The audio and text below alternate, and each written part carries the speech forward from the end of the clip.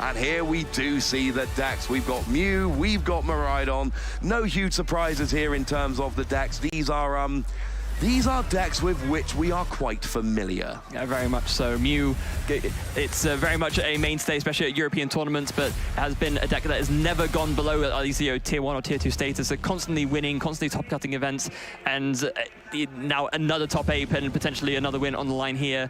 But up against the somewhat new kid on the block in Miraidon, that, the Miraidon Ascendant, as it were, starting off as not as much of a top-tier archetype, but, as it gains more and more pieces, getting to higher status until now, where it's one of the most played decks. It's been really fun because, like I say, back at Worlds, it was one of those decks where, it was there. We'd seen Sejun Park go and win Korean Nationals with it. We saw Andrew Mahone having a good run with it at Worlds. It was absolutely there, but it was very much a fringe deck. It wasn't one of the top contenders. And then ever since Worlds, as we've been going through this new season, it just keeps getting more and more legit. Miraidon was a bit of a meme for a while. It was. People just not, even going back to EUIC when it was first legal, we saw, is it a lovely, I'm forgetting his name, very good friend of mine, made top 8 at EUIC with Miraidon. Rob Kimbram.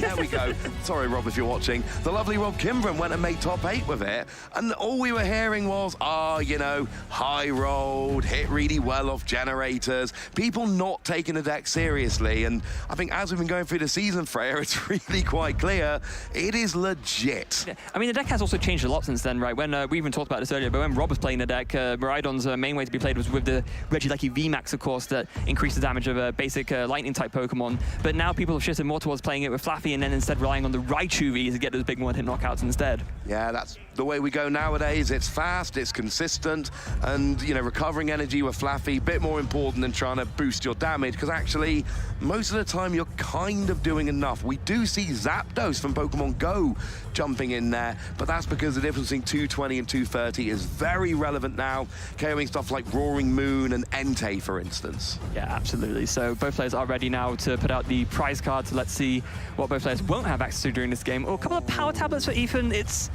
workable, but not great. So maybe, I guess against Miraidon, it doesn't matter as much, right? Because generally speaking, you only need one to maybe damage modifier to hit the numbers. Unless we see a Bravery Charm come down. Oh, okay. In which case, yeah, that could be quite relevant. That's one of the things I'm looking for here. If Simon can start getting some Bravery Charms down, and there are 2 in the deck, this could be different, but we are off now. We've got a Squawkabilly against a Mew. Ethan draws for turn, and we are going in our top 8 with a Hisuian Heavy Ball. Yeah. There is something very important to mention about Mew's deck, about Ethan's deck as we start. So we've talked a little bit before about how you kind of need to play the Fusion Strike energies nowadays to counter against Spiritomb. Ethan does not agree with us. This is actually a double turbo version of Mew. Yeah, it's a full traditional double turbo version of Mew. This is not one of the matchups that's going to punish you for doing that, though. No, absolutely not. Miraidon, there's, Path to the Peak, it doesn't matter whether you're playing double turbo Mew or Fusion Mew, Path to the Peak stops you anyway, so yeah. And that's kind of nice. Like, if you can basically go, well, I'm not playing this, and then, well, the matchup isn't punishing you for not playing it, then you just get the benefit of all those cards you're playing instead. Cramomatic comes down. Oh. Fails, unfortunately. Yeah, I wonder... Oh, wait, it's actually... I was going to say it's not quite big, but no, there's the Forest Sealstone in hand, so that's going to be absolutely fine there. If I were to guess, probably going to be for a Battle VIP pass. And then probably for a pair of Genesect, because what you need now is drawing cards. There's already 2 Mew on the field. Your entire deck is, well, it's largely Mew, but there is actually something a little bit weird in Ethan's deck. There is a Luxray V. A single copy of Luxray V, 2 colorless energy, 30 damage, and your opponent reveals their hand, discard a trainer card. You find there, but it's going to be played with double turbo, so it's only actually going to do 10 damage. And the idea here is, of course, that if you can pluck out a key trainer from your opponent's hand, maybe you just stop them from playing the game outright. Oh, absolutely. You think your opponent's got a bad hand, so you just go for it. And it does look like we've got a turn 1 Path to the Peak. We have seen what turn 1 Path to the Peak does to Miraidon. Yeah, especially with a hand like this as well, because Simon's hand looked not great, but at least he had the Squawkabilly, but but there's the Beach Court ready in hand.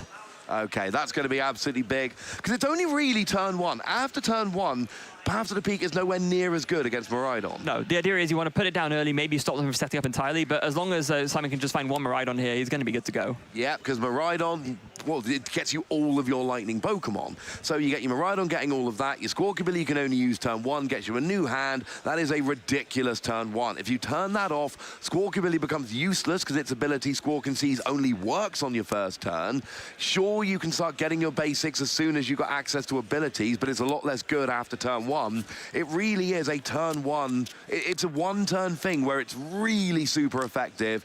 Ethan did brilliantly playing it down, just didn't stick. Yeah, no, also Simon countering the Path to the Peak with the Beach Court, and also has a Lost Vacuum as well to get rid of the Choice Belt. That could be relevant later on. It sort of stops Ethan from being able to sort of have that pre-ready damage modifier to KO Raikou V, for example. Yeah, absolutely. So, yeah, Raikou has got quite low HP. That one is a bit easier to go down. You only need 10 extra damage, and, well, the Choice Bound will do it nicely. So we do see this judge coming down. Both players going to a new hand of 4. The thing is, Ethan's playing Mew. There's going to be some drawing going on with that Path to the Peak gone.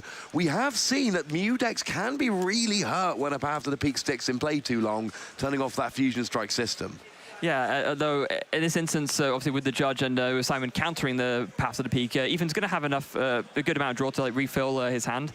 The only maybe problem being he was only able to get out 3 bench Pokemon during his first turn. So Fusion Strike system is currently only drawing up to 4 cards, not the usual like maximum of 6 that you really want to get going.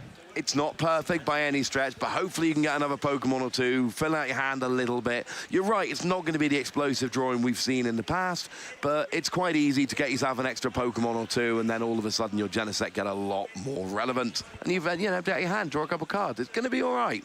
Now, we do see the start of the chain here. We got a Miraidon. Miraidon lets you search for 2 basic Lightning End Pokemon and bench them.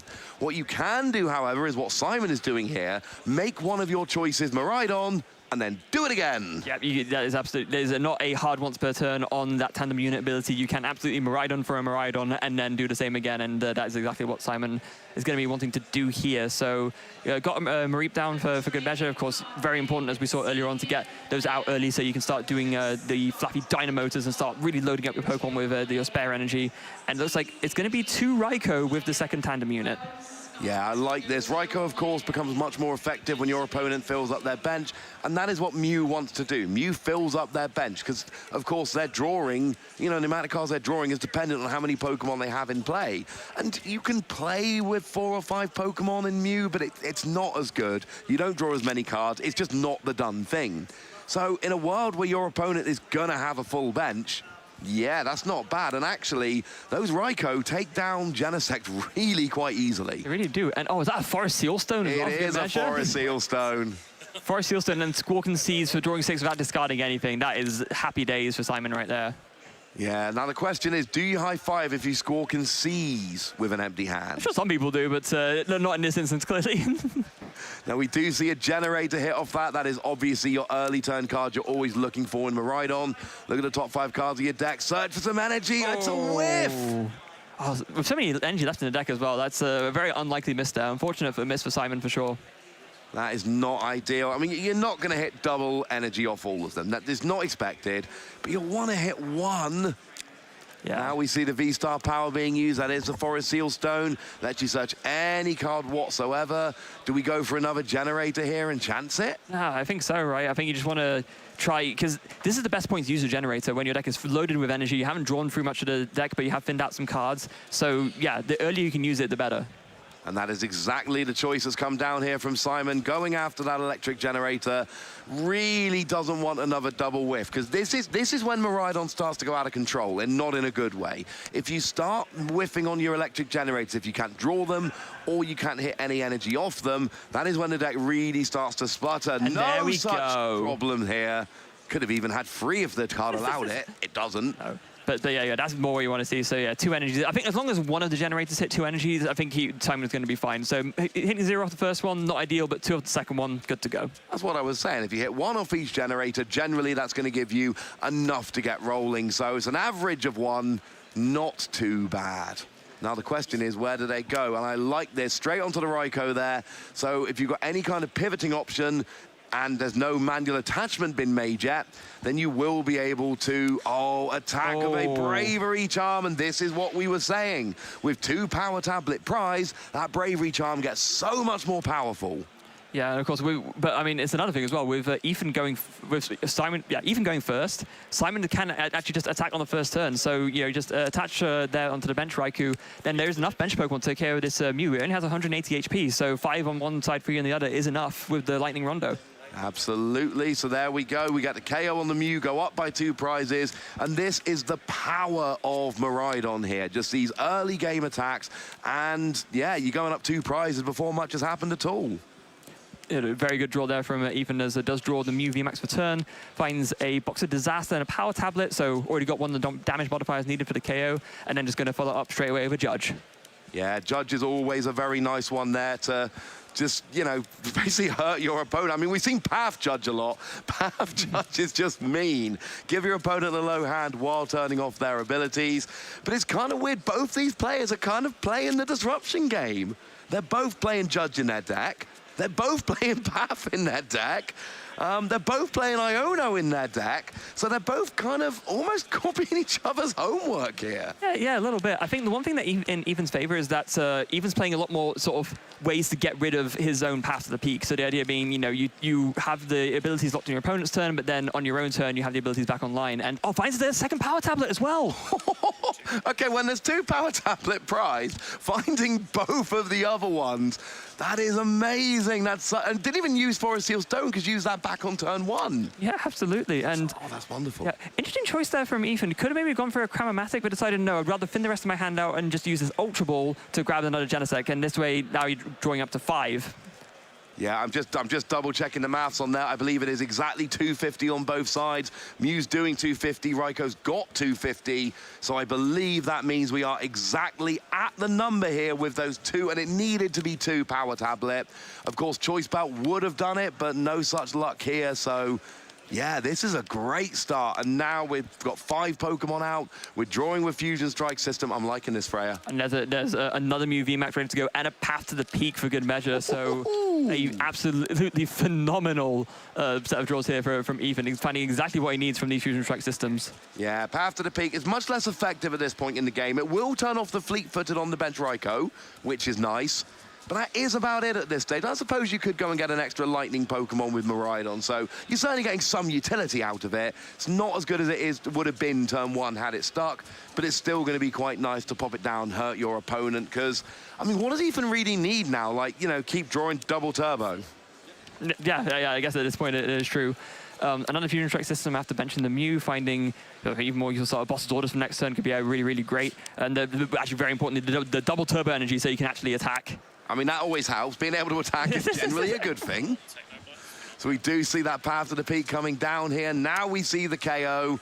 Just done enough. And look, Simon going for that Bravery Charm on the Raikou, getting a KO with that was absolutely the play. When you consider that 2 Power Tablet were prized, it was such a good play. It really was not likely Ethan was going to do it. What have you seen, Freya? Okay, well, I was about to say, Simon's hand is terrible, but then he just draws a Professor's Research for the turn. And there is an Electric Generator in there as well that we can go for. And actually, this is lovely, because you've got your Ultra Ball. Get rid of a couple of cards that, let's face it, you were just going to discard with a Professor's Research anyway. And then you get your Flaffy to accelerate some energy. You play your Electric Generator, crossing your fingers that, 1 or 2, that hits 1 or 2, and you've still got your attachment for the turn. And this is working very nicely. Should be able to fire off an attack with Raikou while powering up a Miraidon here. Although, honestly, I'm looking for a Raichu to get a giant 1-hit KO, or I'm looking for a poke followed up by an Iron Hands, which would actually close out the game. Yeah, there's a couple of different ways that Simon can go about it here, and this is like the risk that you run into, right? When you're up against a strategy that has a way of taking extra prize cards and you're a free prize Pokemon. If you can either just by getting knocked out by Raichu, or by doing the soften up of play with the Raikou to then follow up with Iron Hands. Yeah, it's very Even's in a good position, but it's still very potentially scary for him. Simon is not out of this game by any means. Even an escape rope would actually be really nice here, because there's nothing on the bench. That Mew VMAX didn't get evolved, so there's all just Mew and Genesect on the bench. So actually, even an escape rope here would allow a KO from Simon. And there's a couple different ways to go. What you don't want to do is just 2-hit KO the Mew for free prizes. No. It's either hit the Mew and finish with Iron Hands, or it is, get a big giant 1-hit KO with Raichu, or it is play something like an escape rope to try and go after the bench. So looking at the hand currently, I actually don't know if there's a way to do it. There's some good draws there. I found the Raichu, which is absolutely great. Found the Lightning Energy, but I don't think there's enough to actually power up an attack. Oh, well, there's a Raikou in the active with an energy, and you've got the attachment for turn. Okay, yeah, that's true. So yeah, but instead, Simon, maybe think about powering up the Miraidon. You do have Dynamo still. You do. You've got the Flappy, can accelerate the energy, so that will absolutely work. So there's no issue here about getting the attack off with Miraidon. You are going to have to attack into the Mew. And look, if you're far enough ahead, it's fine to just two-hit KO the Mew. But the problem is you're going to two-hit KO the Mew and then have to take out a two-prizer on the bench as well. It's just, you know, it's basically a free-turn win rather than a two-turn win, which could happen if you could attack the bench or if you could get an Iron Hands next turn. Yeah. Now, actually, Simon opting to bench the Raichu, so they're leaving that bench slot occupied. So no way to put down an Iron Hands anymore, but maybe Simon valuing just being able to make sure that Raichu is an option in case you can't find the Iron Hands, and if the Miraidon gets knocked out, of course, then the bench slot will free up for the Iron Hands that way. Even has another double turbo and another Mew VMAX. Gonna definitely want to be attacking with that bench one to kind of deny the easy KO option from Simon there, force the boss's orders out of him. And it's just me, is it just gonna be power tablet, retreat, and attack, maybe? It may well be. There's just not the resources for Ethan to, you know, your choice belt doesn't work on a Pokemon EX. You've only got access to one power tablet in the deck. So because of the reduction, no, it actually works out perfectly. It's 220. Yeah, absolutely. 190 after the double turbo. Yeah, 220. Only one power tablet needed. So yeah, 2 more prizes from Ethan. Actually, that power tablet that he used was one of the first 2 prizes he took. So very important that he took that. And he just took the other one now. So Ethan has enough resources to get the last 2 prize KO to win. So now it's up to Simon. Can he find the means to go Iron Hands, boss's orders on this Mew, and take the 4 prizes in one go? And it has to be. Were you able to get a big Raichu KO last turn or an escape rope to KO one of the smaller bench Pokemon, then all you would need here is, you know, just... It would have been easy. You could have bossed, you could have Raichu, there was a bunch of options. Here, you're in a really awkward situation. If you don't win the game this turn, Ethan, I mean, there's a lot of those Pokemon that are quite easy to KO. It's kind of like one power tablet will get you the Raichu. You don't even need a power tablet to take out the Squawkabilly. So, yeah, there's quite a lot of options here, unfortunately, for Ethan to win next turn. So, Simon, but trying to get Iron Hands on that bench Mew is going to be a lot of work. Yeah, so not being able to sort of kind of have the Iron Hands ready in reserve and sort of preset it up and simultaneously missing the KO was absolutely huge for Simon there. So it was a good draw off the research, but not quite enough. And now Simon is going to try and piece together this combo, but it does give Ethan a window of opportunity to take this game away if he can just get the last KO before Simon can set up this Iron Hands. Absolutely. We do see the Iron Hands being searched out here. It is Simon's only chance of winning this turn. So, and it's a lot to ask for. You've got your Dynamotor, but you then need 3 other energy in addition to the Dynamotor. Yeah, and also, bear in mind that Simon could have saved that double turbo energy and attached it to the Iron Hands to make it easier, but actually opted to discard it off the Ultra Ball instead. That is, I mean, there's only so many resources you've got. You're absolutely right when you say that, but sometimes it's just, there are other cards you end up needing a little bit more. So, we need a Dynamotor, and then it's either attach a double turbo, hit 1 electric generator, or attach a lightning energy, hit 2 energy off electric generator. The problem is you would also need a boss, and we've just played Judge. Yeah, so this has to be a 2-turn thing, right, which does leave the window of opportunity open for Ethan. If he can just find a boss's orders, then that'll be enough to win the game. It doesn't even need any damage modifiers because that Squawkabilly is right there ready on the bench to be knocked out. Yeah, and of course, one of the things about Iron Hands is it does have that 230, the number which is becoming more and more relevant in the game right now, which means that you can't just KO it with a power tablet. So Ethan just drew Escape Rope and Power Tablet. So if Simon goes for a play the same way, just retreats into the Flaffy, then Ethan can just play Escape Rope and it will force Simon to bring up the Iron Hands because that'll be the only thing out of range. It will indeed. The Iron Hands can take a hit with a single power tablet, and we've seen 3 power tablet be played, and Choice Bout doesn't affect Iron Hands. So we do know that Mew is essentially really tapping out at 220 damage here. Yeah. So the Iron Hands will survive, but then you've got a 10 HP Pokemon surviving it. This is not an ideal situation any way around. The problem is if you put Iron Hands active, I suppose it's, just chooses to pass, and we know... Well, attack. Well, okay, so... Yeah. Fine. But that means the game's over. Yeah. Ethan just retreats and plays a power tablet and just does a cross-region strike, and that will be going to game 2. Is unfortunately, yeah. When I say pass, I meant essentially end the turn without winning, which is essentially the same thing. We do see a Cram-O-Matic. Oh, that wasn't the power tablet. I was mistaken. Sorry. Yeah, I thought I saw power tablet, but no, that was in the previous hand. Yeah, there was a judge coming down. It's there. Another Cram-O-Matic is being flipped here, and that's another Tails. No, the power tablet's there. I was right. You just play it and retreat and win, right? Am I missing something? No, I don't think so. Yeah, there it is. Power tablet, retreat and win, and Ethan will take this 1-0. We are going to game 2. There and she is. there's a reaction from Amy. Hi, Amy. Hi. Oh, that's wonderful. That was a good thing to see, Amy. Obviously, delighted to see Ethan taking that first game. And yeah, not 100% sure what was going on with those Cram-O-Matic there, but it did not matter. Just that power tablet was enough. And Ethan, that was a very tight game, because we had the 2 power tablet prized. Every one of those 4 power tablet was incredibly important there. Like, every KO needed the power tablet, and if Ethan had had 1 fewer power tablet on any turn, that would not have worked. Yeah, the power tablets are absolutely key there, so finding each one at the right time. And with the Cram-O-Matics, I mean, it could just easily be nerves, right? Sometimes you're looking for like the more complicated win condition because you think you're in a bad spot, and you don't realize you have the simple one right in front of you. That just, oh, I played a power tablet, I retreat, I attack. You know, I've done it before. I'm sure you probably have as well. I get super paranoid when I'm about to win a big game. I'm like, no, this can't be all of it. Can't just be 1 card to win. Surely it can't be this easy. No. No. Let's play a few. Let's really tighten up this win. And my opponent's just like, you had that the whole time. Yeah, sorry about that.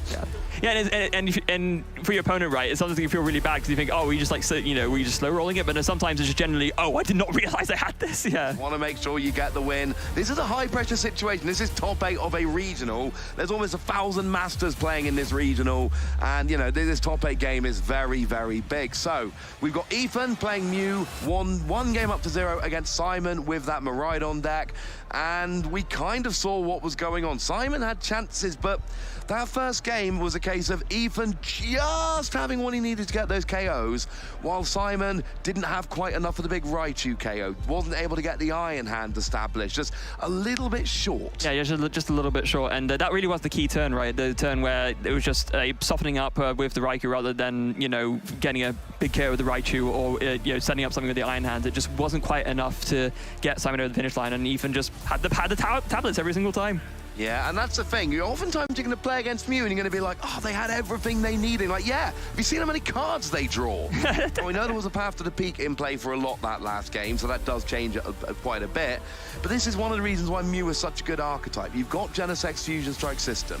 It draws a redonkulous amount of cards. And it means that a lot of the time, yeah, you know what? Mew does just have what it needs, because it just draws more than any deck other than maybe Gardevoir. Yeah, and another mulligan here from Simon. You do not want to be giving Mew mulligan cards, not by any stretch. No, that's at least 2 mulligans now. You can see well, you can't. We can see the die sitting on top of Ethan's deck there. There's a 2 on it at the moment every time. And we changed the mulligan rules a few years ago. Essentially, when your opponent has a basic Pokemon, you look at how many mulligans they've taken, you declare how many cards you're going to take, and then take that number. You used to be able to take them 1 by 1, and then essentially stop when you've taken enough. Now you have to declare before you start drawing. Oh, when you say recently, how recently did that change? It feels recently, but I also feel young, so I don't know. It's probably a while ago at this stage. Yeah, I was going to say, I don't remember that change being that recent, I think. A while ago. Yeah, us showing our age clearly. So anyways, here we are going into game 2. Simon will be going first, looks like, wanting to find that turn 1 path to the peak to stop Ethan's setup without a doubt. Start over fleet-footed, and oh no, that is, I mean, if you're going second, that hand is fine, but going first, like, that's, what do you even do? I mean, next turn, you Professor's Research. Yeah, but... Oh, no, there's 2 Electric Generator in hand and no bench Pokemon. Yeah, even if you do research, that is a horrible Professor's Research. Just got 2 more researches and the 2 generators. You need Electric Generator to get your energy out, but Electric Generator will only attach to the bench Pokemon, so Simon is crossing his fingers hard that he draws a basic next turn. Any basic will do just to try and get that energy on the board. Yeah. over to Ethan, and we've actually lost a power tablet turn 1. There's none prize this turn, or this game, I should say. But remember, every one of those 4 power tablet came in really handy in game 1. So it's one of the key cards we're tracking in this matchup. It's something we need to bear in mind moving forward. Yeah, now, saving grace here for Ethan is that, well, actually, let's say saving grace for, no, it's like saving grace, but isn't even the right word. Ethan has a very, very good setup going right. You got the Ultra Ball ready and going to fire off that Forest Fuel Stone, and already coming in with the Battle VIP pass off of that. Ethan is once again having a great turn 1 setup. No, I remember what I was going to say now. The saving grace for Simon is that because Ethan is playing this version, not the Fusion Strike version, there's no risk of a turn 1 knockout of a Meloetta. No, not at all. This version of Mew needs a turn to get rolling. Turn 1, you get your Genesect down, you get your Mew down, draw a bunch of cards, maybe attach your double turbo, and then it's turn 2 where you evolve up into the Mew VMAX and start launching attacks. It has no turn 1 pressure. Technically, you could attack with Luxray turn 1. I guess you could, yeah. And maybe that's something that Ethan could even consider, thinking, oh, hold on, maybe Simon's hand isn't great, but it has a good trainer for turn 2. But with the commitment of the double turbo to the Mew, not going to be happening. No, this is really one of those situations where, you know, you put your opponent, you know, maybe you Iono down to 1, and then you can go and use Luxray to, you know, get the only card in the hand. Yeah, and to tell you what, Ethan is thinking about that later on because he has gone and decided to bench that Luxray. Now, it is a very, very useful attacker for exactly that kind of disruption, but that does mean that Ethan will be locked to drawing up to 5 with Fusion Strike system every turn instead of 6. Yeah, Luxray is a fast Pokemon, but it is not a Fusion Strike Pokemon, so that is going to hurt the draws as we go through. What was the top deck? It was a Judge. You have to judge. Yeah, you have to. Like, you have to judge. That is a massive bailout there because, yeah, you don't draw that many cards, but you cannot afford to lose this many resources by researching. No, it's the electric generator. When you've got no Flaffy down, and we do see a fleet-footed into a 3rd electric generator. Okay. You definitely judge here. Yeah. If you cannot. No, there's no way. Don't do it, Simon. Don't do it. No, there's no discussion here, Freya. There's no discussion. You have to judge. You cannot lose 3 of your 4 electric generator turn 1 when you're already down a game. Maybe you can chance it if you're even on game, you know, if it's game 1. I still wouldn't. No. But no way you can do that when you lost game 1. That is, oh, that is not a good situation. Honestly, if that were me, I'd be half tempted to show my opponent my hand before shuffling it away. So like, yeah, there's no way I'm researching all of this. No, you absolutely, and thank goodness that judge was drawn. Yeah. I mean, imagine, because you have to, if there's no judge there, you have to Professor's Research. You have to get rid of your other 2 research. You have to get rid of your 3 electric generator. That is not good. No, not at all. Now, it does mean that these 4 cards from Judge are going to be very, very important, especially because there's no option for Squawkabilly to dig further, right? It's going to be, like, Simon needs to find a Miraidon here, basically. Yeah. And there it is. Okay, that's good. Miraidon basically fills your bench, so you're good. You can have as many lightning Pokemon as you like here, so that's going to be quite nice. And actually, if you go for a second Miraidon and bench the, you bench the Raichu, you will have a full bench. But is there even an energy to launch an attack? No, there isn't. That's the thing. Like, the Miraidon's a great find, but there's nothing else to follow up with. There's a boss's orders. There's also no draw power for next turn. So Simon's really riding on the top of his deck here. I mean, thinning out with the Miraidon now will help a lot, and I imagine he's going to do the chain of one Miraidon into the other to kind of make those odds more likely. But yeah, it could get very rough very quickly. Yeah, and the unfortunate thing is, like, if you had an energy, you'd actually have the KO on Genesect, because you'd be hitting 220. Yeah. It would be really quite nice. You don't have any energy here. Yeah, and that's so unlikely as well, the amount of energy that you play. So actually, it's a bit of a rough one from Simon, finding, you know, some good cards, but yeah, missing the energy is a big, big miss. That's a big thing for me here, missing that energy. If you had the energy, I think you're looking pretty good at this stage. And we do see Simon kind of almost reacting to that, going double Mareep. A lot of the time, we'll see a single Mareep as a little bit of a top-up. This is almost Simon's way of just saying, I'm behind in this game. I need some explosive turns, and double Flaffy will do it. Well, there is still a chance to dig for a knockout here, because there's a switch in Simon's hand. So you could switch, and then fleet-footed, maybe hope to find an energy, and then you can still get the KO. And then, of course, yeah, because Beach Court would allow you to retreat after the switch. So, okay.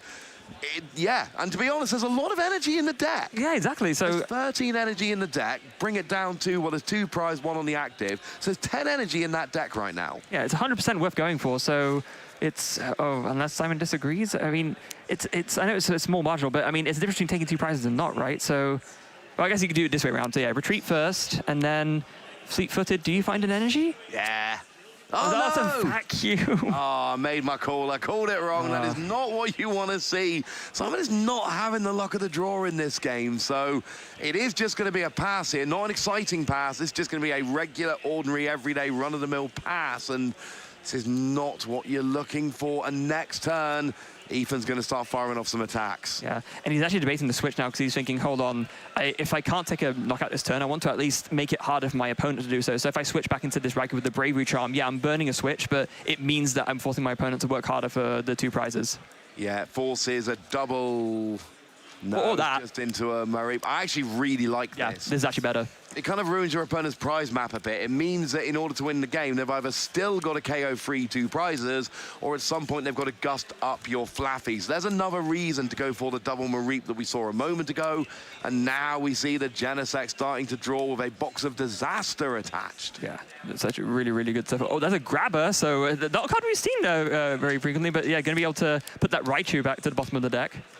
Yeah, and of course, let's not forget that if you use Grabber, that can give away that your opponent only has 1 good trainer card, and then in comes Luxray. Absolutely. Now, 2 Fusion Strike systems used, and Ethan also not finding some great cards, although there's a Chromatic discarding Battle VIP. Is this going to be a heads? No, it's a tails. Ethan's not having luck on Chromatic this match at all. It's not going well for him. No, not at all. Oh, another Forest Sealstone, another Mew VMAX. That's, yeah, you need a way to get this Genesect out of the active. That's the big problem you have right now. You can, yeah, get some more cards out of the hand. You can evolve the other Mew. At this point, do you maybe path to the peak? It seems a little bit... It stops the beach court, right? And at this point, you also don't need to draw anymore with a Genesect, so you could have played it down, but like Ethan thinking, no, I would rather just judge my opponent right now and try and find a switch out. Yeah, I don't mind this play at all. You've judged your opponent, put him down to a 4-card hand. You're really just digging for that switch. I do see the merit in playing Path to the Peak, but then by the same token, Ethan doesn't have everything he needs right now. No. And if you put a Path down, turn off your Genesect, and then you get a random 4 cards off Judge, if they turn out to be not great cards, you can actually hurt yourself, and you're 1 game 1. You don't need to be quite so aggressive in your plays. You can play a little bit safer here because you know you've got another game coming later. Oh, there's another grabber as well, so you'll be able to put that Mew away. Oh, Mew's going to go down, and it's not a great... What was the last card in Simon's hand? It's a Forest Seal Stone. Okay. Oh, that's live. This is a situation where I want a Luxray. Yes, absolutely. You don't have the resources. No, but that absolutely would have been the best move to make if he could have done that. But now instead, Simon actually drawing pretty well off that Judge. Has a electric generator ready to go and finds 2 energy as well. Oh, this could be a turnaround for Simon here. You've got that Forest Seal Stone that can get you any card you want. You've got 2 energy off the electric generator. And that Luxray would have been so good getting rid of that Forest Seal Stone going, well, you've got your generator, but you've got nothing else here. Yeah. We do see it going 1 onto the Raikou there and 1 onto the other Raikou, as it turns out. And then, yeah, Forest Seal Stone, you can just put that on the Raikou, which doesn't have the Bravery Charm on it, and you don't need to use it straight away, right? You could just... Oh, no, onto the Miraidon. Oh, okay, change your mind. I guess you already have 1 Raikou powered up, so yeah, kind of diversify your range of viable attackers. It makes a lot of sense. Forest Seal Stone going on, and yeah, just the research. Yeah, there we go. We're going to research for 7 cards here, so that's going to give you a nice big new hand, and that is quite nice. What have we got? We've got energy. Is that a Bravery Charm? We've got a Flaffy there as well to evolve up. There's some good stuff in this hand. Yeah, and also, don't forget, the beach court's still in play, so this Mareep in the active actually just retreats for free, so Simon's got the attack this turn. Yeah, he does. This is a big turnaround. Going into last turn, going into Ethan's last turn, it really seemed like Ethan was in a commanding position, but not being able to fire off an attack, and then Simon having this monster turn. You do not expect this to happen when you judge your opponent. No, you really don't. So Simon's got to be absolutely thrilled at this turn of events currently. So Raikou goes into the active, and this will be a knockout in Genesect, and Simon will finally take the first 2 prizes of this game. Yeah, and we did see them take the first 2 prizes of the last game, and it didn't make much difference in the end. But certainly, you take the first 2 prizes, you get the initiative, and also, Box of Disaster is going to drop some damage counters. Oh, that is true. But it's kind of interesting. Ethan's now got 2 Genesect. You're only drawing until you've got 4 cards in hand. The draw is being hurt a little bit here as it stands. There is not a Mew in hand, so you could bench that and draw up to 5 again, but quite nice that actually Ethan doesn't have to burn his power tablet now. The Box of Disaster has put in a lot of work, so you can now just save that for later. Yeah, that's quite nice. And that's another way around kind of not having those power tablets, because this means that the Raikou is going to be absolutely in range here. So the KO is easy. I mean, the KO is already on board, frankly. The KO is not a question. The question is, what can Ethan do to set up for the next turn? It's going to be some kind of disruption supporter is going to be ideal, I think, because obviously Simon's hand is quite big right now. You want to be able to prevent a return knockout. That's going to be the big thing that Ethan's going to want to avoid, because if you can make it so that your opponent is forced to two-shot a Mew, that's how Ethan gets back into this game, but just by taking a 2-2-2 price map. Yeah, there's a bunch of different... I mean, we said it out last turn. You can use... Well, you can't use Escape Rope anymore because there's another Mew VMAX on the bench, but you can go after your opponent's bench with stuff like Boss's Orders or a free in Simon's deck, or you can go for the 2-hit KO, but you're using Iron Hand, which is not on the board right now, or you can just go for the big Raichu KO, but you've got to remember, if you're doing that, it takes a lot of energy to actually pull that off, and you need to make sure you've actually got the resources to do so. If you're going to go for that, you kind of need Zapdos on the board, because Mew's got 310, bringing it down to 300 makes the maths much easier with Raichu. Yeah, it really does. But the problem is your bench is a bit clogged, right? You can't bench the Raichu and the Zapdos here. Cannot. No, I was going to mention that. So, you can't be just 2-hit KOing the Mew for free prizes, not with the prize map the way it's going, not after what we saw in the first game. No, exactly. You can, sure, like set up a 2-hit knockout with the Iron Hands to sort of take it, but we saw that it just adds so much more difficulty to your plays, right? Because you need to get so much energy on it. Granted, there's 2 Flaffies coming to play now, so pulling off an attack with the Iron Hands, in theory, should be a lot easier this game. I mean, you can double Dynamotor and attach your double Turbo Energy, and that's going to work out quite nicely, frankly. I mean, it does mean that, you know, the double turbo brings you down to only doing 100, but as long as you can do 210 to the Mew first, and you should be doing 220 to the Mew, you're going to be okay. The maths is going to work out there. And yeah, I mean, you just need to be setting up for a play like that. Of course, Ethan's got 2 Mew VMAX. Simon is going to have to gust to pull that play off. There's no way Ethan is just going to leave the Mew in the active heavily damaged. Yeah, and without doubt as well, Ethan will disrupt Simon's hand before taking a knockout to make that gusting even less likely as well. Absolutely, he probably is. He's got an Iono in the deck. He's got free Judge in the deck. So, yeah, hand disruption with Mew. It's weird that, you know, everything that used to be a Mew counter is now a Mew staple. Path to the peak, hand disruption. We used to play these to try and beat Mew, and now Mew's like, oh, good idea. Yeah, I'll do that. Oh, now very, very important thing to note here. Simon is finally opted to use that Star Alchemy on the Forest Steel Stone, and actually is going to get the boss's orders. Love this, like this. What I really like about this, he's combining it with benching a Raichu. So what you essentially do is you boss something off of the bench, KO with the Miraidon, but then it doesn't matter what's active next turn because Raichu can go smash, and of course, if Ethan takes a KO, that will open up a bench space for the Zapdos, which isn't prized, and that means that 5 energy getting discarded will mean a 1-hit KO with Raichu, so that's the kind of thing that I'm looking for here. So it means you don't need to set up a 9-hand, you can just load up a Raichu and a bunch of energy on the field and take the win that way. Absolutely, very, very good stuff. So now it's just a matter of what the boss's orders, and even Simon just going for a Genesect here, wanting to make sure that Ethan has as little access to draw as possible, and given that one Genesect's already been KO'd and there's no way to get them back, Ethan's now going to be limited to only 2 Fusion Strike systems per turn. Yep, and we have actually got the Zapdos in hand for what it's worth if we're going the Raichu route next turn. And the Bravery Charm is on the Miraidon, because this is something that is absolutely on my radar here. If this Miraidon can survive this turn, then we're actually going to see that there's already enough energy for Raichu, but also the Miraidon can just gust and KO something else. So this Miraidon with a Bravery Charm, if it can survive this turn, will essentially lock the game up for Simon. It becomes a very, very good odds of winning at that point. But it's all over to Ethan. We're going to get this KO. Wait, he just Ultra Balled away to Zapdos. I mean, if he's going to get enough energy with a Raichu, it's fine. Essentially, the Zapdos acts as another energy. Yeah, I guess that's true, yeah. Raichu works in multiples of 60. Mew has 310. So if you don't have the Zapdos, you need to discard 6 energy for Dynamic Spark for the KO. With the Zapdos, it brings it down to 5 energy, and then Zapdos will do that extra 10. Yeah, it's a bit awkward, right? Because it means that now you're relying on a generator. If this Miraidon gets KO'd, there'll be 2 energy on the field from the Raikou, and then you can do double Dynamotor, and you can attach 1 from hand, and that would be 5. But then if you're doing it this way around, you have to get that 6 energy, which means that you need a little bit of an extra push. Or you just boss's order something on the bench, and then it's easy. So there are a bunch of options around for Simon to get these last 2 prizes. Now we see the first one. Are we going to see... I think, do we need 3 here? It's... Well, no. Oh, no, we don't, because we've got a lost vacuum. We need 1. We've got 1. Ethan's got the KO here, and we're going to be right back. Oh, and a judge as well. I mean, you said this yourself, Freya. Yeah. Ethan is going to disrupt the hand before he takes the KO. Now, judge is... it's a bit unfortunate, because that's... an Iona would have been a lot better there. You know, giving your opponent 4 gives them a few more likely outs to hit it, but unfortunately, no access to Iona, so was forced to judge instead. It's still... It's better than what, you know, doing no disruption at all, but... Ethan is really going to be crossing his fingers that Simon does not have an out to win.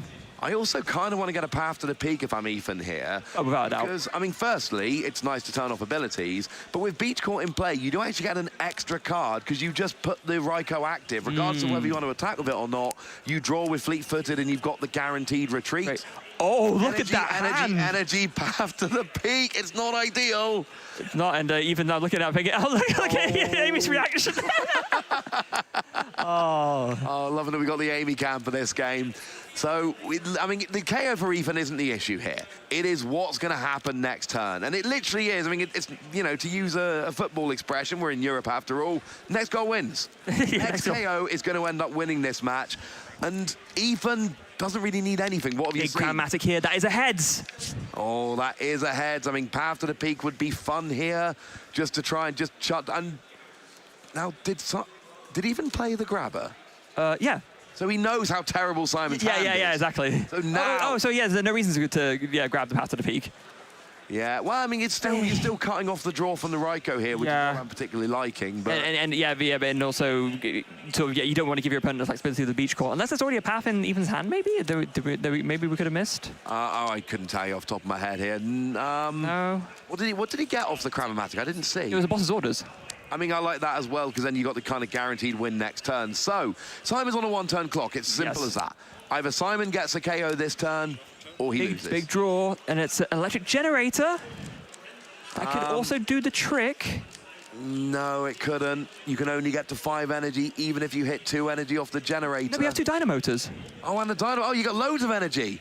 Flaffy's good at getting energy, right? Yeah, but this goes back to what I was saying before. Without the Zapdos, you need 1 of this generator, because there's an energy in hand, so you go double Dynamotor, attach from hand. If you hit 1 energy off this generator, you win the game. Yeah, that should be quite nice. Of course, you need to get 2 energy onto the Raichu, but that's going to be easy with your Flaffy being able to accelerate it. Yeah. And if Simon hadn't have discarded the Zapdos, he'd actually have the win right now. He just with the tandem unit.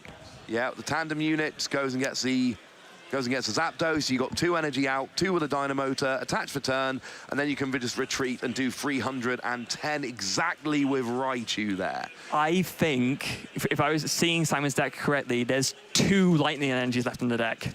And that deck is not looking massively thin. No, at the moment, it looks like we can do 300 damage. There are 2 on the Raikou, 2 energy, 2 from the Dynamotor, 1 attached from hand. That's 5 energy. It's actually kind of annoying he drew so much energy, because if you draw the energy and it's in your hand, it's not in your deck available to use with the electric generator. It was a very unfortunate turn of events to Simon. Exactly not what he would have wanted to see in any situation. So it all comes down to this now. Electric generator. Can Simon find 1 energy to close out this game and take us to a game 3? Not 3. yet. 5, oh, there it is! Double energy off the electric generator. Did not see that coming. And we see the thumbs up from Ethan. Yeah, okay, fine. You've got enough energy. Let's go over the game 3. Who needs Zapdos, eh? Who needs Zapdos? Wow, and Simon, you can see from the look on Simon's face, he knows that was absolutely by the edge of the seat there. Wow, what an incredible finish. And we're going to a game 3.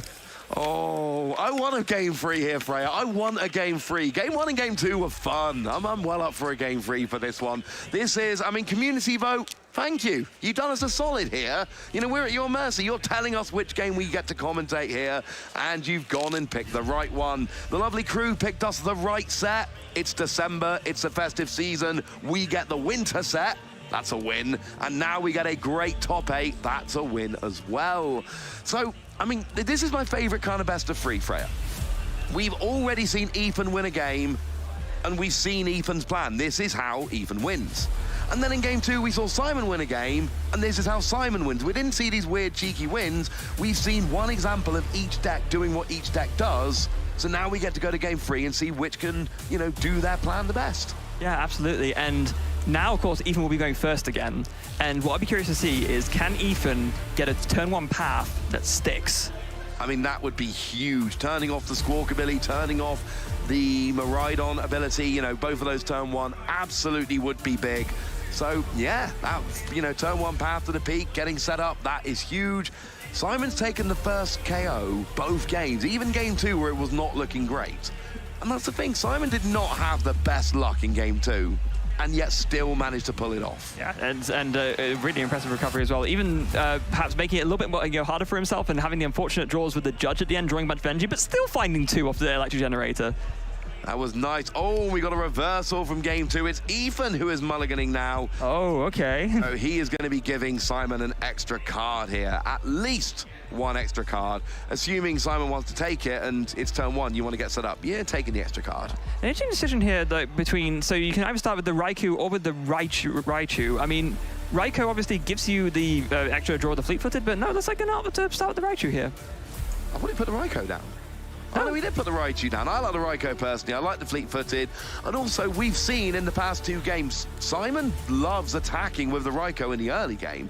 Because Ethan is basically forced to fill up his bench by the nature of the deck that he's playing, that means you fill up your bench, you do 220, and all of those lovely Pokemon, you know, V go down. Yeah, quite an interesting heads-up thing here. Normally, we don't see players going second, putting down an extra Pokemon, you know, before the setup. But of course, Simon, knowing that Ethan plays Grabber, doesn't want one of the Pokemon to be grabbered away, so actually just puts it down to keep it safe. Yeah, I love that. Nice heads-up play. There is a combination here of kind of playing Grabber and playing Path to the Peak and really locking Simon out of the game from the very beginning. So yeah, this is one of those situations where you kind of have to. You can't play a supporter turn 1. Usually your hand is safe. Not here. No, absolutely not. So another mulligan, incidentally, from Ethan. So more resources for Simon. And of course, going first, there's no way to disrupt your opponent's hand other than Grabber, right? So it's going to be a little bit unfortunate for Ethan, because it means that Simon's going to have more outs to find a potential counter to a Path to the Peak. Yeah, no, it absolutely is. So, and then again, another mulligan. That's 3 mulligans so far. I mean, this is not what you want. I mean, if Simon wants an answer to the Path to the Peak, he's got 3 extra cards to do it. Okay, to be fair, there's a beach court already in hand. Okay, but he's still got 3 extra cards to do it. But you're right, he does already have a beach call. That's going to help. That's obviously going to help. Yeah. But of course, you know, Ethan doesn't know that, so Ethan is still going to be looking to get that established turn 1. And also, at some point, get a basic Pokemon. Yeah, you'd hope so, right? So another 7, does Ethan finally find one here? I mean, it is a low basic count in the deck, so, you know, this does happen on occasion, but there it is. There's the Mew. Yeah, and a Genesect there as well. Plenty to go. You know what I love, Freya? We're in a best of 3. We've got 30 minutes left for game 3. There's none of that both players rushing to try and get a resolution malarkey. Oh, no. Wait. Free Genesect, our prize for Ethan. Oh, my. Free Genesect, our prize. This is game 3. Now, to be fair... Oh, wait. Oh, no. There's 2 Miraidon prized for Simon. For a second there, I looked at his deck list, but there's 2 different types. There's 1 Miraidon available for Simon, 1 Genesect available for Ethan. Just to be clear, that is not fair. No, that's really not ideal. Much worse for Ethan. We've been talking about this Fusion Strike system, and here's the thing. What are you going to do? Like, I mean, this is where Ethan's going to find out there's no more Genesect in the deck. Because what you really want to do is fill up your bench in order to maximize the draws you get from your single Fusion Strike system. But then if you do that, then you draw the Genesect and you can't play them down and get more Fusion Strike system. So then, at this point, it's debatable. Do you, Forrest, you're saying for the Hisuian Heavy Ball instead, just so you can get a Genesect out? Well, yes. Well, it seems like Ethan is still going for the Battle VIP pass. You can get a couple of Mew out, so, you know, maybe your first Genesect draws a decent amount, and then you can find your way into the Hisuian Heavy Ball. And yeah, we can see the reaction on Amy's face. It's not a good situation to be in. There's only 1 Hisuian Heavy Ball in the deck. There are 3 Genesect in the prizes. They are way too important. Look, Ethan's a better Genesect Mew player than me. Let's be perfectly clear about this. You know, he's made it into the top 8, not me. I would have gone Hisuian Heavy Ball there. I know it's 1 fewer Pokemon, but but then again, here's the awkward thing. You've only got 1 Mew. So if you go for the Hisuian Heavy Ball for the Genesect and your only Mew gets knocked out, then you can't Mew next turn. Yeah, which is obviously very rough. So here's the Maybe one. you don't Hisuian Heavy Ball. So there's the one Fusion Strike system, and then yeah, just a pass. Wow, that's rough. I mean, I think that's a good way to put it. Like, as much as I was quite bullish on going for the Hisuian Heavy Ball, you would then leave you for the lone Mew. And my point is, it's really bad to not get an extra Genesect out. And it's really bad to leave one Mew there that could be KO'd on your opponent's first turn. Both of those are bad decisions, and you have to make one of them. Yeah, it is you're in a tough spot if you do, and you're in a tough spot if you don't. So over to Simon's turn, there is a Nest Ball to start things off. Simon's hand is looking very, very strong. I mean, it was already decent to begin with, but then with the amount of cards that Simon drew, yeah, just even more so. Now, double Miraidon Prize is a little bit awkward. That means that you can't do like a chain of tandem units, but there's still the one left, so can still do one tandem unit and start to set up the Mareeps, set up the Raikos, and sort of get himself nicely set up that way. Is there even an argument to not go for Squawkabilly? I mean, I'm not sure what else was in Simon's hand. There was a lot there resource-wise, but it seems like you recognize that your opponent's had a very awkward start, so maybe you don't want to give your opponent a chance to take an easy prize later on with a Squawkabilly. Yeah, I still kind of like Squawkabilly, and the reason I like, and there's reasons for and against. The reason I kind of like Squawkabilly, my opponent's got one Genesect down, and I don't think they've got a very good hand, and I want to dig for Path to the Peak. Yeah. So yeah, there is the hand there. So yeah, but some energy is a generator, boss's orders as well. I mean, if you wanted to, you could maybe try and go for a very aggressive, power up an attacker with a generator, and then try and knock out the one Genesect left. I mean, don't get me wrong, the Path to the Peak is kind of like a little bit extra. Using boss's orders to KO the only Genesect, it's asking a lot, and it's not an option now that the Ultra Ball is coming down, discarding it. Yeah. But yeah, that would be, well, frankly, a little bit mean, but yeah, that would be a very aggressive play. And that's a play that absolutely could have worked out. Okay, so we do see the Ultra Ball there. Decisions to be made. Actually eyeing up that Mew, bringing it to the front there. Yeah, because, I mean, that gives you a little bit more utility, right? You have the research in hand already, so you have the means to refresh this hand specifically, and the Mew, later on in the game can just, maybe if your hand gets disrupted, you can top up your hand with that restart ability. Yeah, and then it's still kind of a two-prize liability, but it's going to be there for the whole game, whereas Squawkabilly is a one-turn thing. And yeah, the hand is good.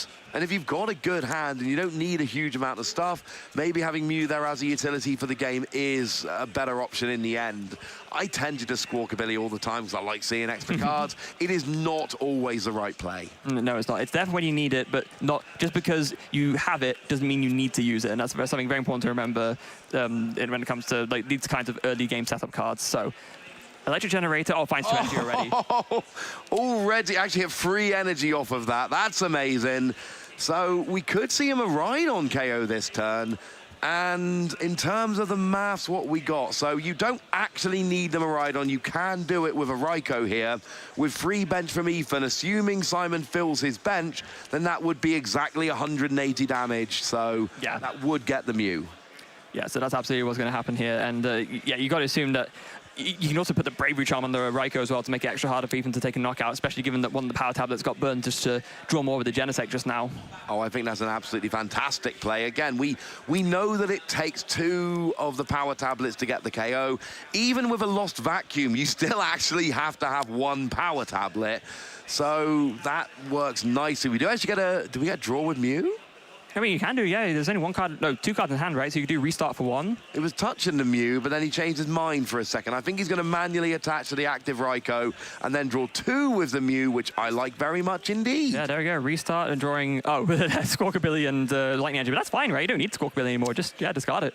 That's not bad at all. And Lightning Energy in the discard when you're going to have a Flappy next turn is actually wonderful. We got more energy there. Oh, and Simon, it looked so good for Ethan in game 1 and even for bits of game 2. Game 3 does not look like the first 2. Simon is in a phenomenal position here, and there's nothing really Ethan can do about it at this stage. Simon's deck is just firing in a way that Ethan's isn't. Although, prizing free Genesect in game 3 of top 8 when you're on stream, that is a kind of thing you will be complaining to your friends about for a long time. Yeah, and let's face it, that's a very valid complaint, right? You know, Absolutely. It's one thing to, you know, lose it on the last turn of the game, think, oh, if I only had one more turn, I would have won. But no, when you start the game and you say, I've priced 3 of my Genesects, like, what are you meant to do? My general theory of Pokemon is you shouldn't complain about luck, because the vast majority of the time, there's something you've done in your deck building or in your play which you could have used to turn that luck around. There are very few instances where I think a player genuinely just got really unlucky. This might be one of them. Yeah. So, electric generator and then switch cards. So we are switching into the Raikou here. Just getting it into the active. Of course, you will have another fleet-footed to use if you want to, and we do. And actually, the combination of Mew and Raikou has been drawing a fun, you know, pretty funky amount of cards here, which is pretty nice. And the KO is already there ready as well, because as we mentioned, 5 on the bench, 3 on Ethan's side, there's 180. That's already enough for a KO on the Mew. Now, if you could take out the one with the energy, that would be amazing, of course, but not an option given that you already done your support for the turn. That boss orders is looking pretty for next turn, though. Oh, it's looking very nice for next turn. And you know, if even, well, you know that the 3 Genesect are prized. There is no way Ethan goes VIP pass for double Mew when you've already got a Mew out if you've got Genesect available. No way that happens. So Simon knows there's only 1 Genesect available. That was given away from the Battle VIP pass. You don't go 3 Mew, 1 Genesect to set up. No. So as long as you can not give up a prize this turn, you know you can boss the Genesect and completely cut Ethan off from draw in a way that Path to the Peak never could. No, absolutely not. Now, I've got to say, Simon's hand after this KO isn't looking amazing. There's like no option to redraw cards. Like, it's giving you had the boss's orders, so then at least you can take some kind of KO. Oh, that's a Feather Ball. You can use that to find the Mew VMAX. Already got a Mew VMAX. Oh, you can find another one, or I guess you can find another Mew if you want to. Oh no, actually you can't, because there's already one's been KO'd, and then there's the other ones are already all down. So yeah, just find another Mew VMAX just to get out of the deck as another card to fin, and then yeah, give me Fusion Strike system for 3 cards. I mean, thinning your deck is really, really important when you're really not drawing very many. Giving yourself every little tiny fraction of a percentage chance of drawing what you need becomes absolutely huge. And remember, Mew is drawing until you've got 3 cards in your hand over on Simon's side of the board. Genesect's drawing until you've got 4. It's not much better than a Mew here. Can we draw ourselves out of it? There's a Cramomatic. That could be huge. There's a Power Tablet. If he hits heads on Cramomatic, he can get the Lost Vacuum or the Power Tablet and do it here. Or just boss his orders up the Raichu, and that KO is already on the board. Well, you need to, right? You need to take prizes. You need to start getting the Genesects out. And luckily for Ethan, there's 1 Genesect, there's 2 Genesect. I mean, that must be one of the most relieved feelings Ethan has ever had playing the Pokemon trading card game. Because next turn, like, Ethan is actually tied it up. Ethan is keeping up.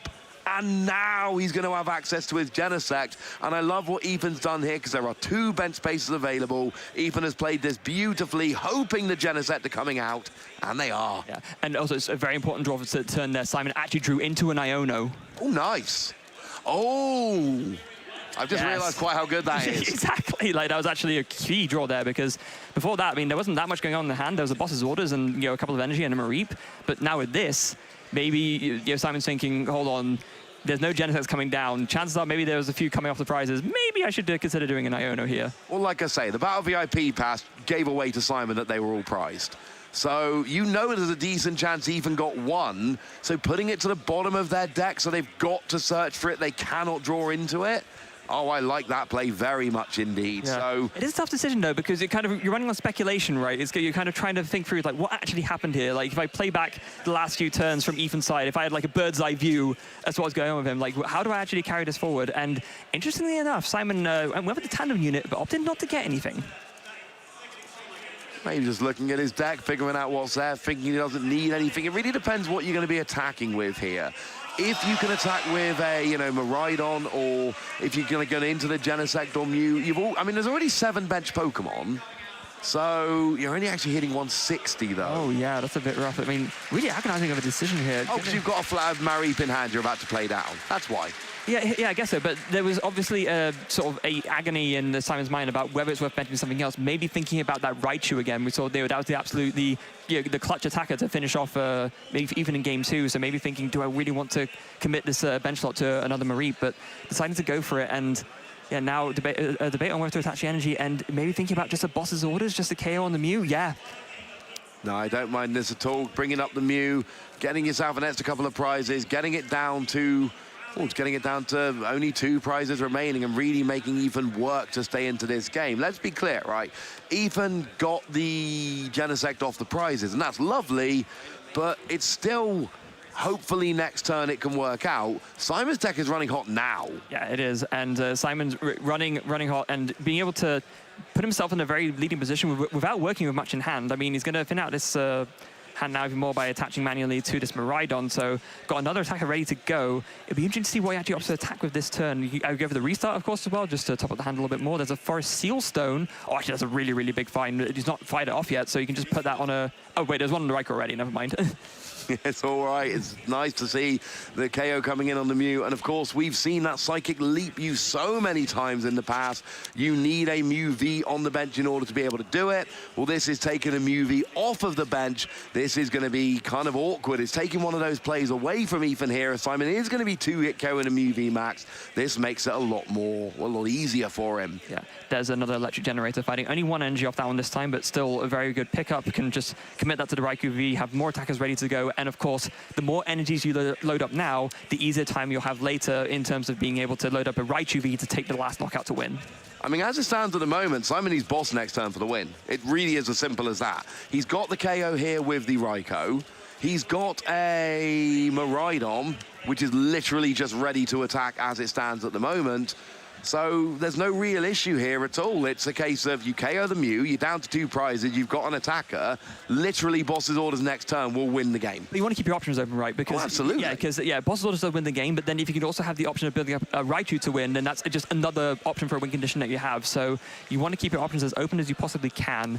As you see, yeah, Ethan there finally benching the 2 more Genesects, so going to be able to draw up to 5 now. There's a Forest Seal Stone in hand, of course, just going to play that just to use it, not really going to be able to fight it off when it's already been used this turn. There's a Choice Belt, an Ultra Ball, and another Judge.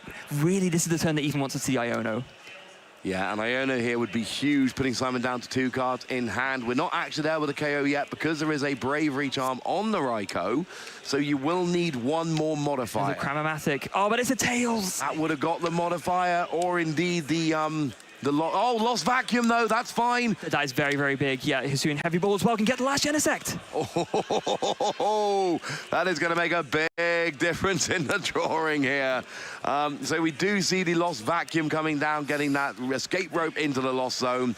There goes the Bravery Charm. So the KO is on the board for Ethan. So you know how we were saying before, oh, Path to the Peak doesn't matter that much? Yep. This time it absolutely does matter because there is a Mew EX on Simon's board. So if Ethan can do an Iono plus Path to the Peak shot off the Mew, that will give him the best chance at disrupting Simon and stopping him from being able to find a boss or the energies and the Raikou for the win. I agree, and of course we've still got the Beach Court and we've got the Raikou there as well, so that is 1 free draw as well after using something like a Mew that Simon is going to have access to.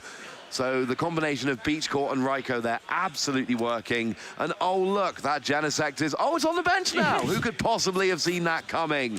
This is what the Mew deck is supposed to do. It is, so absolutely phenomenal stuff. There's a Luxray, not really what you want here. You're going to be racing for prizes, so not going to be wanting to bench that. There's also a Cramomatic and a Switch, so this could be another chance to find the Path to the Peak. Or the Iono. Oh. Yeah, the KO is on the board. That's easy. It's now Disruption. We see heads. Back to the Amy cam. Amy is delighted. We're all delighted if we're cheering for Ethan here. So we do see the heads, and you've called it, Freya. It is an Iono coming down, and this is wonderful. Yeah, because what you can do here, you can go for the Iono, and then after that, you know, sort of put your cards to the bottom, draw more, and then find the Path to the Peak off of the Iono. So definitely more important to find that first. Yeah, it's lovely. It's whatever's going to be most disruptive. If you think your opponent's got a terrible hand, you can go straight for the Path to the Peak. But Path has no chance of finding you Iono. Iono does have a chance of finding you the Path. So we do see it hitting the field here, or hitting the discard pile. And now, what does Simon get off these last 2 cards? A boss will guarantee the win, but honestly, enough energy on the board will do it. Simon does not use his V-Star power yet, so actually even needs to find another Lost Vacuum to get rid of the Forest Seal Stone on the Raikou as well. Oh, yeah, that's game, frankly. If you don't get rid of the Forest Seal Stone, You just forest, there's a grabber, there's Judge Path, which is a fun combination we see used quite a lot. But yeah, Simon is going to be able to go and grab that boss's orders. There's none in the prizes. There's, I think, 3 in the deck for Simon, so I'm fairly sure there's 1 that is going to be left available here. Grab it off the Forest Seal Stone, attack with Miraidon. That will be the game. Ethan needs to find a way. Well, he needs to find a Lost Vacuum here. There's 3 in the deck. So, and there's 1 been used to get rid of the Bravery Charm. So yeah, this is going to be a huge Genesect. It is Path to the Peak plus Lost Vacuum to stay in the game. 4, 5. There's a grabber. 6. There is a Path to the Peak. That's not going to do any good.